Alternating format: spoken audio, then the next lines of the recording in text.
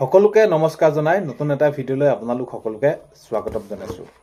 এতিয়া অসম বিধানসভাত কি আলোচনা হৈছে, কি হ'ব, আপোনালোকৰ টকা কেতিয়া দিব এককালীনটো, আৰু মুখ্যমন্ত্ৰী মহোদয়ে কি কৈছিল।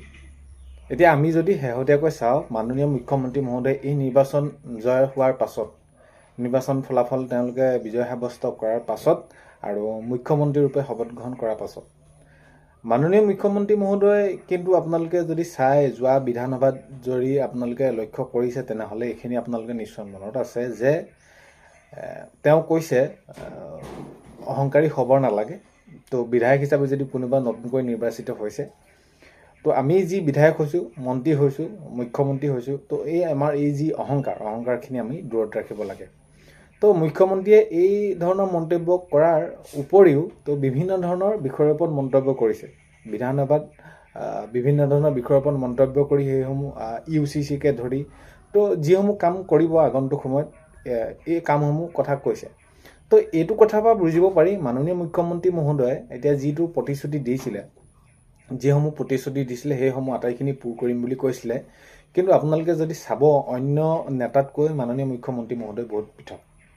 তদু আমি ক'ৰ পৰা কৈছোঁ, তেওঁ যিখিনি কথা উল্লেখ কৰিছে, আজি তেওঁলোকে যিখিনি জয়লাভ কৰিলে, তেওঁলোকে জয়লাভ কৰি যিটো তেওঁলোকৰ ধৰি লওক আমি গৌৰৱ অনুভৱ কৰিছে, বা তেওঁলোকে গৌৰৱ অনুভৱ কৰি যিটো তেওঁলোকৰ ধৰি লওক অন্য কোনোবা হোৱা হ'লে বা আমি দেখি আহিছোঁ, তেওঁ যিটো ডাউন টু আৰ্থ বা তেওঁ ৰাইজৰ হৈ যিখিনি কাম কৰাৰ কথা কৈছে, তো এইখিনি আমি শলাগ ল'বই লাগিব।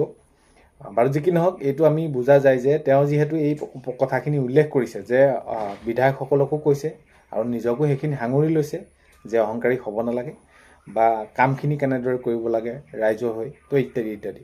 তো এতিয়া মূল বিষয়টো হৈছে যে অংগনবাদী কৰ্মী সহায়িকাসকলৰ এককালীনটো কেতিয়ালৈ দিব। এতিয়া বিধানসভাত কোন হ'ব বিষয়ে আলোচনা হৈ আছে। তো মুখ্যমন্ত্ৰী মহোদয়ে পূৰ্বতে কি কৈছিল, তেতিয়া আমি যদি চাওঁ তেনেহ'লে মাননীয় মুখ্যমন্ত্ৰী মহোদয়ে এতিয়া পূৰ্বতে সেইখিনি যদি এই আলোচনাৰ পৰ্যায়ত যদি আমি চাওঁ তেনেহ'লে মাননীয় মুখ্যমন্ত্ৰী মহোদয়ে এই যে অংগনবাদী কৰ্মী সহায়িকাসকলক এককালীনটো দিয়াৰ কথা কৈছিলে, এককালীনটো দিয়া হ'ব আৰু দিব বুলিয়ে কৈছে, এইখিনি দিয়া হ'বই, কাৰণ কেলৈ সেইখিনি সকলো আলোচনা হৈ গ'ল ইতিমধ্যে। আৰু তেওঁ যিকেইদিন নিৰ্বাচনৰ পাছত যিসমূহ মন্তব্য আগবঢ়াইছে সেইখিনিৰ পৰা আমি ভাবিব পাৰোঁ বা বুজিব পাৰোঁ যে আগন্তুক সময়ত অংগনবাদী কৰ্মী সহায়িকাসকলক এককালীনটো দিব। এটা কথা হ'ল কি, দিয়াটোতো দিব, সেইখিনি আমি দেখিছোঁ যে নিযুক্তি যিখিনি দিম বুলি ক'লে আমি তাৰ আগৰ 5 বছৰটো যদি চাওঁ সেইখিনি নিযুক্তিৰ প্ৰক্ৰিয়া ক্ৰমান্বয়ে দি গ'ল আৰু মাননি বৃদ্ধি কৰিব বুলি কৈছিলে, যিমান হ'লেও এইখিনি বৃদ্ধি কৰিলে। কিন্তু এটা কথা যে যিমান বৃদ্ধি কৰিলে সেইখিনি সমস্যা সমাধান নহয় কৰ্মী সহায়িকাসকলৰ।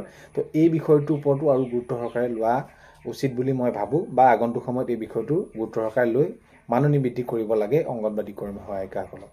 এতিয়া কথাটো হ'ল যিসমূহ কাম কৰিম বুলি কৰিছে, এতিয়া কথাটো এইটো যে এই যি অংগনবাদী কৰ্মী সহায়িকাসকলক এককালীনটো দিম বুলি কৈছে, দিব হয়, কিন্তু অতি সোনকালে কাৰ্যকৰী কৰিব লাগে। এইকাৰণে কাৰ্যকৰী কৰিব লাগে কিয়নো এতিয়া যি কৰ্মী সহায়িকাসকল তেওঁলোকে কৰ্মৰত হৈ আছে, হয়তো কোনোবা কৰ্মৰত হৈ থকা কৰ্মী সহায়িকা এবছৰৰ ভিতৰত 5-6 মাহৰ ভিতৰত, কোনোবাই এমাহ 2 মাহৰ ভিতৰতো অৱসৰ গ্ৰহণ কৰিব পাৰে। তো তেওঁলোকে অৱসৰ গ্ৰহণ কৰাৰ পিছত অৱস্থাটো কি হ'ব, তেওঁলোকৰ সেইটো যি সমস্যা আছে আৰু বাঢ়ি যাব। তো সেইবাবে যিমান কাৰ্যকৰী সোনকালে কৰিব পাৰে কৰিব লাগে, কাৰণ কেলৈ যিসমূহ প্ৰতিশ্ৰুতি দিছিলে এইসমূহতো পূৰ কৰিম বুলি কৈছে, কিন্তু এই অতি সোনকালে এই অংগনবাদী কৰ্মী সহায়িকাসকলৰ এককালীনটো বিষয়টো গুৰুত্ব সহকাৰে লৈ তেওঁলোকক দিয়াৰ ব্যৱস্থা কৰিব লাগে। আৰু মাননীয় মুখ্যমন্ত্ৰী মহোদয়ে যিহেতু যিদৰে প্ৰতিশ্ৰুতি দিছে সেই অনুসৰি এইবিলাক কাম কৰিলে ভাল, আৰু আমি দেখিছোঁ নিশ্চয় কৰিব। এতিয়া বহুতে হয়তো এই বিষয়টোৰ ওপৰত ভিডিঅ' আকৌ প্ৰস্তুত কৰাৰ বাবে ক'ব যে কোনো ধৰণৰ আলোচনাই হোৱা নাই বা কি হোৱা নাই। কিন্তু কথাটো হ'ল কি, আপোনালোকে যিহেতু বহুতে সুধি আছে যে কেতিয়ালৈ এই বস্তুটো এককালীনটো দিয়াৰ সম্ভাৱনা আছে, আপোনালোকে এইদৰে সুধিছে। কোনো ধৰণৰ মন্তব্য আগবঢ়োৱা নাই, কেবিনেটত সেইসমূহ সিদ্ধান্ত গ্ৰহণ কৰি থৈছিলে। কিন্তু এটা সময়ত আপোনালোকে চাব এই বিষয়টো অতি সোনকালে আপোনালোকৰ বাবে ভাল খবৰ এটা আহিব, আৰু আহিবই লাগিব। কাৰণ কেলৈ এইটো কথা জনাইছে মুখ্যমন্ত্ৰী মহোদয়ে, আমি যিসমূহ প্ৰতিশ্ৰুতি দিছিলোঁ সেইখিনি পূৰ কৰিম, কিন্তু প্ৰতিশ্ৰুতিসমূহ প্ৰতিশ্ৰুতি হৈ থাকিলে নহ'ব, কাৰ্যকৰী দিশে আগবাঢ়িব লাগিব আৰু আগবাঢ়িবই। সেইখিনি আমি আগন্তুক সময়ত দেখা যাম। আৰু এতিয়া তেওঁ যিসমূহ মন্তব্য আগবঢ়াইছে সঁচাকৈ আমি সেইখিনি শলাগ ল'বলগীয়া, কাৰণ কেলৈ এই এনেদৰে কোৱা বিষয়খিনি, যেনে আমি অহংকাৰী হ'ব নালাগে, আমি কিদৰে কাম কৰিব লাগে, জনসাধাৰণৰ মাজলৈ যিদৰে কামখিনি কৰিছে, তো আমি প্ৰথম দেখিছোঁ তো তেনেকুৱা এই যে জনসাধাৰণৰ মাজত গৈ ইমান এনেদৰে তেওঁ নিজেই সেইখিনি বুজি উঠা কি সমস্যা হৈছে। তো সেইখিনি সকলো ফালৰ পৰাইতো আমি ঠিকেই দেখিছোঁ। কথাটো কি, এতিয়া এই বিষয়টো বিভাগীয় কৰ্তৃপক্ষীয় সঞ্চালক মহোদয়ে গুৰুত্ব সহকাৰে লৈ এইখিনি আগন্তুক সময়ত অংগনবাদী কৰ্মী সহায়িকাসকলক তেওঁলোকৰ এককালীনটো দিব লাগে, দিবই লাগিব মাননীয় মুখ্যমন্ত্ৰী মহোদয়, যিহেতু প্ৰতিশ্ৰুতি এইখিনি দিয়া হৈছিল। সেইটোৱে কথা শেষ। আৰু বাকী ক'ব লগা কি আছে, এই যি কৰ্মী সহায়িকাসকল কোনসকলক, যে কণ শিশুসকলক, সেই শিশুসকল ভৱিষ্যতৰ এজন সুনাগৰিক। তো সেই হিচাপত সুনাগৰিক হিচাপত গঢ় দিয়াত কোনে আগভাগ লৈছে? এই অংগনবাদী কৰ্মী সহায়িকাসকলে। আৰু এটা তেওঁলোকে মন্তব্য কৰিছে, কৰ্মী সহায়িকাসকলে FRS পদ্ধতি বাতিল কৰিব লাগে। এইটো বিভাগীয় কৰ্তৃপক্ষই চাব লাগে, সঞ্চালক মহোদয়ক সেইখিনি জনোৱা হৈছে। আৰু এই যি এককালীনটো অতি সোনকালে দিব লাগে তেওঁলোকক। মূল কথা সেইটোৱেই। আৰু এইকাৰণেই দিব লাগে তেওঁলোকে সমস্যা আছে। কাৰণ কেলৈ, আজি যদি আমি চাওঁ তেনেহ'লে হয় যুদ্ধৰ বাবে মূল্য বৃদ্ধি হৈছে বা যিকোনো এটা বিষয়ৰ বাবে মূল্য বৃদ্ধি হৈছে, হোৱাটোতো হৈছে সকলোৰে বাবে। কোনোবা এজন কৰ্মচাৰী চাকৰিয়াল আছে, কোনোবা এজন দিন হাজিৰা কৰা কোনোবা এজন লোক আছে দৈনিক মজুৰি কৰা, তো তেওঁলোকৰ বাবেতো ভাগ নহয়। তো এই যে অংগনবাদী কৰ্মী সহায়িকাসকলে কিদৰে তেওঁলোকে সমস্যাখিনি দূৰ কৰিব? ঘৰখন পৰিচালনা কৰিব লাগে, কৰ্মস্থলীলৈ যাব লাগে, তেওঁলোকে কৰ্মস্থলীলৈ গৈ নিয়াৰিকৈ সকলোখিনি কাম কৰি আছে। তো সেইবাবে তেওঁলোকে পাব লাগে। আৰু এতিয়া আমি যদি চাওঁ বিধানসভাত কি আলোচনা হৈছে, সেই বিষয়ত আমি বিশেষ বহলাই কৰাটো প্ৰয়োজন নাই।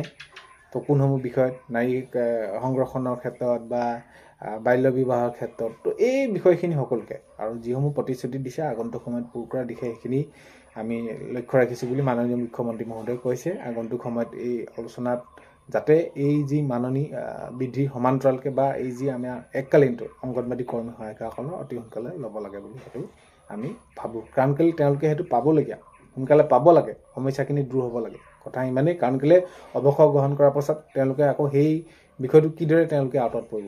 কাৰণ কেলৈ যিসকল কৰ্মী সহায়িকাসকল তেওঁলোকে যদি কৰ্তব্যৰত অৱস্থাত তেওঁলোকে সেইখিনি থাকে, তেতিয়াহে এইখিনি এককালীনটো সাঙুৰি লোৱা হ'ব। তো ইত্যাদি এইবিলাক কথা, তো বিশেষ বহলাই থকাৰ কোনো প্ৰয়োজন নাই বুলি মই ভাবোঁ। মুঠৰ ওপৰত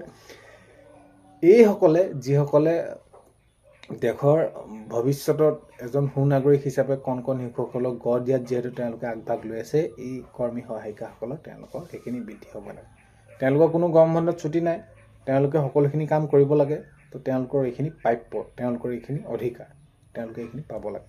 তো আগন্তুক সময়ত দেখা যাওক মাননীয় মুখ্যমন্ত্ৰী মহোদয়ে যিদৰে এইখিনি কথা কৈছে, তেওঁ নিশ্চয় এইখিনি কি কৰিব, ৰূপায়ণ কৰিব, কাৰ্যকৰী কৰিব। আৰু কাৰ্যকৰী কৰিবই লাগিব, কৰিলে সকলোখিনি ভাল হ'ব, সুবিধা হ'ব সকলোৰে বাবে। তো সেইটোৱে আশা কৰিছোঁ সকলোৱে। তো ভিডিঅ'টো শেষলৈকে চোৱাৰ বাবে বহুত বেছি ধন্যবাদ। আৰু এইখিনিতে আপোনালোকক এটা অনুৰোধ কৰিম, নতুনকৈ যদি আপোনালোক চেনেলটোলৈ আহিছে, চেনেলটো ছাবস্ক্ৰাইব কৰাৰ লগতে কাষতে থকা বেল আইকনটো প্ৰেছ কৰি অল কৰি থ'ব, যাতে নতুন এটা ভিডিঅ' দিয়াৰ লগে লগে আপোনালোকে আগতীয়াকৈ চাবলৈ পাৰে।